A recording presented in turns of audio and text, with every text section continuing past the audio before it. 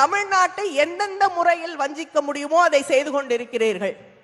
தமிழ்நாட்டில் இருக்கக்கூடிய மக்களுக்கு உதவிகள் செய்கிற நான் நீங்க பாரத பிரதமர், ஆனா தமிழ்நாட்டில் நமக்கு கொடுக்க வேண்டிய நிலுவைத் தொகையை தருவதில்லை.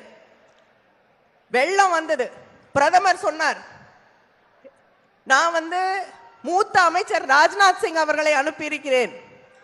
அதே போல நிதி அமைச்சர் நிர்மலா சீதாராமன் அவர்களை அனுப்பியிருக்கிறேன்.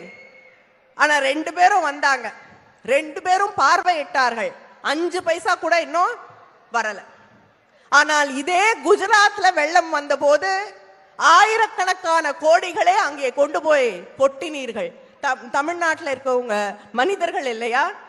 என்னுடைய தொகுதி தூத்துக்குடியில் எத்தனை ஆயிரம் வீடுகள் அடித்து கொண்டு சென்றது, எத்தனை விவசாயிகள் பாதிக்கப்பட்டிருக்கிறார்கள், சென்னை எந்த அளவுக்கு மோசமாக பாதிக்கப்பட்டது. இதெல்லாம் உங்கள் மனதை உருக்கவில்லையா? ஏன்னா தமிழ்நாடு, இங்க தமிழ்நாட்டில் இருக்கக்கூடியவர்கள் உங்களுக்கு வாக்களிக்க மாட்டார்கள். அதனால் நீங்கள் எங்களுக்கு எந்த உதவியும், எங்களுக்கு எந்த நிவாரணமும், எங்களுக்கு நியாயமாக வழங்கப்பட வேண்டிய நிதியையும் தரமாட்டீர்கள். வந்த நிதி அமைச்சர் வெள்ள பாதிக்கப்பட்ட பகுதிகளை பார்க்க வந்த நிதி அமைச்சர் என்ன பண்ணாங்க? கோயிலுக்கு போய் ஏன் அங்க இருக்கக்கூடிய பூஜாரிக்கு சம்பளம் கம்மியா கொடுக்குறீங்கன்னு கேள்வி கேட்கிறாங்க. எதை ஆய்வு செய்ய சொன்னா எதை ஆய்வு செய்து கொண்டிருக்கிறார்கள்?